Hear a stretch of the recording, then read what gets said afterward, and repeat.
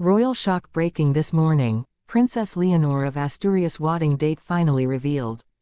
Everyone expected tradition. Everyone expected time. Then, this morning, it broke. Not a rumor. Not a leak. A royal confirmation. Princess Leonor is getting married. And the date is finally revealed. The world woke up to shock today. From Madrid to London, from Copenhagen to Washington, one headline dominated the early hours. The Spanish royal house confirmed it. After years of silence, uncertainty, and relentless speculation, the wedding of Princess Leonor de Borbón y Ortiz is no longer a matter of if but when. The date is real. The plans are underway, and this wedding may become one of the most defining moments in modern European monarchy. Princess Leonor, Crown Princess of Spain, heir to the throne, future queen, has spent her entire life preparing for duty. Raised under strict royal discipline, educated with precision, her every word measured, her every move watched. But behind the palace gates, something entirely unplanned was growing. Not a diplomatic arrangement, not a political convenience, but something rare, genuine love. This morning, at precisely 9 a.m. Central European Time, the Casa Real released an official communiqué. It was brief, deliberate, and impossible to ignore. Her Royal Highness, the Princess of Asturias, will be married in the spring of 2026.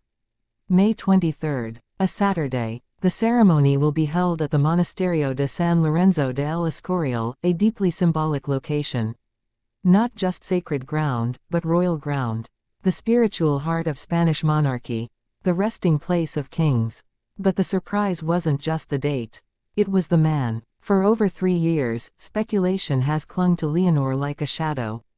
Every wave, every glance, every private friend quickly turned into global gossip. But the truth was kept under extraordinary protection.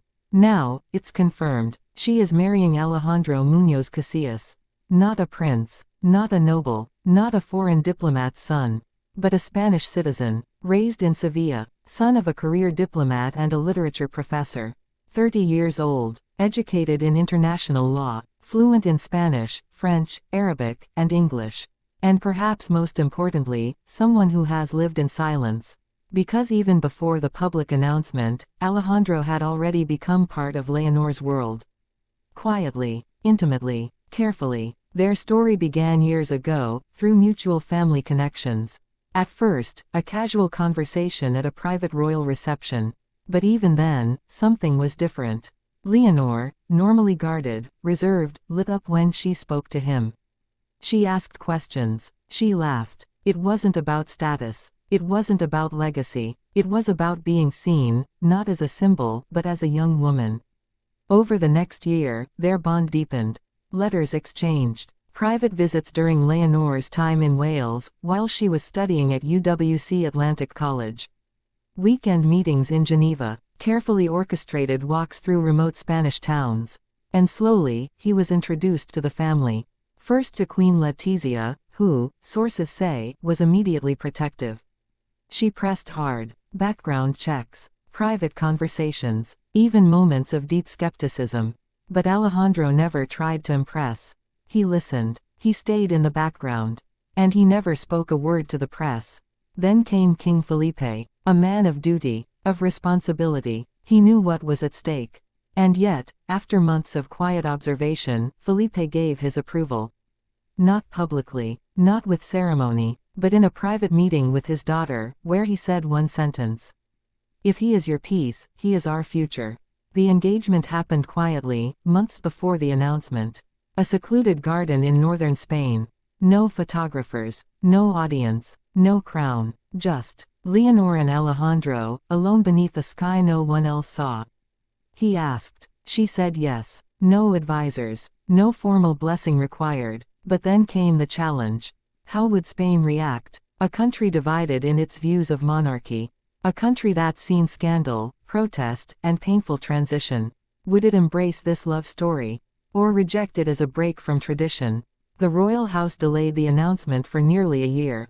Not to hide it, but to prepare for it. Leonor took on more public duties. She completed her military training with distinction. She appeared stronger, more confident, more ready. And then, they waited for the right moment. And that moment was this morning. The official confirmation included more than just the date and location. It also outlined, subtly, the tone of the wedding. It will be state-approved, but not state-driven. Leonor has asked for a balance. Royal protocol, but personal meaning. Traditional Spanish music. A blend of Castilian and Andalusian design elements. Floral arrangements designed by a small team from Asturias. The guest list will be international, but tight. All major European royal houses will be present. The British royal family has already acknowledged the invitation. So have the houses of Denmark, Norway, and the Netherlands. The Vatican will send a personal envoy. But more than who's coming, is who's not. There will be no grand public balcony appearance. No national holiday. No excessive pomp. Because Leonor insisted on it. She wants the focus on the vow, not the veil. Even more surprisingly, Alejandro has declined a title. For now, he will not become a prince. He will not receive the style of His Royal Highness. Instead, he will continue as a private citizen, even after marriage. Living between official duty and private life. This choice stunned many, but it speaks volumes about Leonor's vision. She's not marrying for power. She already has it. She's marrying for partnership. And that is the most revolutionary choice of all. Behind the scenes, however, not everyone is at ease. Conservative royalists have voiced quiet concern.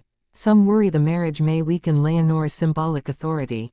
Others fear public backlash. But the younger generation, they've embraced it. Spanish youth see Leonor not just as their future queen, but as one of them.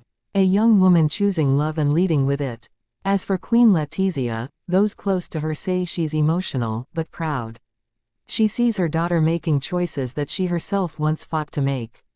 And King Felipe, the quiet monarch, has begun preparing Alejandro for the life ahead. Royal insiders say Felipe and Alejandro meet weekly now, discussing foreign policy, public engagement, and, more than anything, responsibility. Because marrying the future queen isn't just about standing beside her. It's about holding the weight of a nation's hope. So what happens next? In the months leading up to the wedding, Spain will witness a careful dance. Public appearances, joint interviews, perhaps even a documentary-style royal feature, showing the country who Alejandro truly is. There are whispers of constitutional adjustments, a revised succession framework, contingency planning, but through it all, one thing is clear. This marriage is not a pause in the monarchy. It's a pivot, a future queen, a citizen groom, a wedding built not on obligation, but intention. So as May 23 draws closer, the world will watch not just for the dress, or the ceremony, or the kiss. It will watch for meaning, for legacy, for a crown reshaped by heart. And when Princess Leonor walks down that aisle, she won't just be walking toward her husband. She'll be walking into history, not as a girl born to rule, but as a woman ready to lead.